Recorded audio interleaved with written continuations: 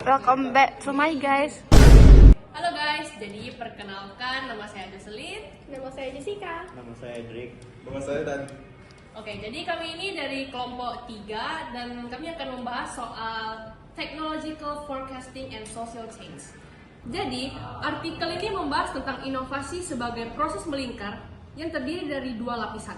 Nah, 2 lapisan ini yang menekankan komponen-komponen utama dari mekanisme umpan balik yang terlibat.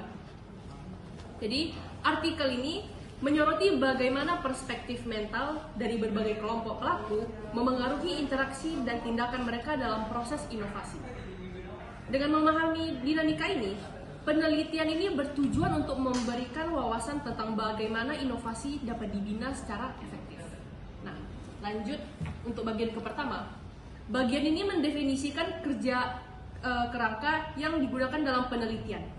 Yang berbeda dari kerangka kerja ini, teknologi Beach Curve dengan berfokus pada perspektif mental berbagai kelompok pelaku. Penulis mengidentifikasi elemen-elemen penting dalam proses inovasi, seperti kolaborasi dan komunikasi, dan juga menjelaskan bagaimana umpan balik dapat memengaruhi hasil inovasi secara signifikan. Jadi pendekatan ini membantu untuk lebih memahami kompleksitas bagaimana inovasi terjadi dalam konteks yang berbeda. Dengan demikian, perspektif penggunaan menjadi penting dalam memahami dinamika adopsi teknologi. Analisis ini menunjukkan bahwa tidak semua pengguna memiliki pandangan yang sama terhadap teknologi baru dan faktor-faktor seperti pendapatan, gaya hidup, dan harapan masa depan memengaruhi keputusan mereka. Oleh karena itu, memahami perspektif pengguna adalah kunci untuk mengidentifikasi faktor-faktor yang mendorong atau menghambat adopsi kendaraan hibrida di pasar. Kemudian di bagian kelima dari dokumen ini membahas perspektif penggunaan dan kebijakan terkait kendaraan ramah lingkungan, khususnya di Belanda. Dalam analisis pasar mobil Belanda ditemukan bahwa konsumen mengadopsi kendaraan ramah lingkungan termasuk mengemudikan hybrid yang LPG pada mencakup sekitar 2 hingga 5% dari total populasi. Penelitian menunjukkan bahwa tidak ada pertumbuhan signifikan dalam kelompok konsumen ini antara tahun 2003 dan 2007. Hal ini menunjukkan bahwa meskipun ada kesadaran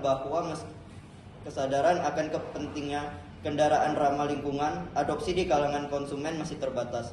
Selanjutnya, bagian ini menunjukkan mengulas inisiatif kebijakan yang diambil oleh pemerintah Eropa semenjak tahun 1980-an untuk mengatasi dampak kesehatan dari emisi kendaraan. Regulasi emisi yang diadopsi pada tahun 1985 menetapkan target yang harus dicapai pada tahun 1992 dan selama tahun 1990-an, standar emisi semakin diperketat melalui serangkaian arahan dari Uni Eropa. Emisi NOx, HC, karbon monoksida, dan partikel halus diatur dengan contoh perkembangan persyaratan untuk mobil diesel yang ditunjukkan dalam dokumen kebijakan ini bertujuan untuk mendorong inovasi dan pengembangan teknologi yang lebih bersih dan dalam industri otomotif. Bagian 6, koevolusi permintaan dan penawaran melalui mekanisme umpan balik. Bagian ini mengintegrasikan trade agregat, permintaan dan pasokan mesin mobil dengan persepsi pemangku kepentingan dan inisiatif. Pada saat yang sama, akumulasi praktik mereka menghasilkan 2 lintasan inovasi yang berbeda pada tingkat makro, ICE dan mesin listrik hibrida sebagai perkembangan secara kronologis dan memvisualisasikan mekanisme umpan balik pada suatu lintasan inovasi yang berbeda. Salah satu jenis mekanisme berkaitan dengan teknoekonomi. Faktor pembelajaran dan skala hasil. Faktor ini adalah faktor sosial pemikaian dan konotasi sosial. Peraturan juga mempengaruhi hal ini mekanisme. Pengembangan kerangka. 2 lapis ini menunjukkan koevolusi permintaan dan penawaran dalam arti luas, sedangkan tren total penjualan permintaan pada tingkat makro dan total produk yang ditawarkan. Penawaran menunjukkan koevolusi dalam cara yang lebih pengertian sempit. 7. Kesimpulan. Pada artikel ini, kami menjelaskan kemunculan mesin listrik di pasar mobil setelah tahun 1990. Kami membahasnya hasil tingkat agregat, seperti total penjualan dan kemajuan teknologi di sektor ini, baik itu es maupun mesin listrik teknologi. Bagian kedua adalah metodologi.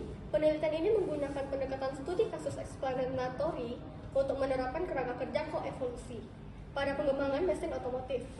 Bukti diambil dari berbagai metode, seperti analisis wacana, analisis pattern, dan survei. Kombinasi metode bertujuan untuk meningkatkan kualitas studi, mengatasi bias, dan memberikan penjelasan yang komprehensif tentang fenomena yang diteliti. Tantangan utama meliputi integrasi secara ilmiah dan pengelolaan bias metodologis. Bagian ketiga, feedback mechanism in co-evolution.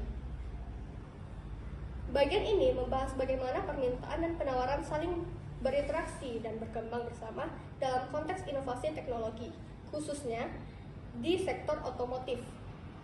Kerangka kerja ini menekankan bahwa pasar tidak hanya dipengaruhi oleh penjualan aktual, tetapi juga oleh sikap dan harapan konsumen terhadap berbagai pilihan teknologi. Dengan demikian, permintaan dianggap lebih luas, mencakup sifat konsumen dan yang beragam, sementara penawaran melibatkan kemampuan dan harapan masa depan pemasok. Mekanisme umpan balik yang diidentifikasi dalam bagian ini mencakup faktor-faktor teknis ekonomi seperti efek pembelajaran dan skala pengembalian yang dapat meningkatkan efisien teknologi yang baru. Selain itu, faktor sosial seperti persepsi masyarakat dan regulasi juga berperan penting dalam membentuk dinamika pasar. Proses seleksi teknologi terjadi ketika pemasok menciptakan berbagai opsi dan pilihan tersebut dipengaruhi oleh preferensi konsumen yang beragam.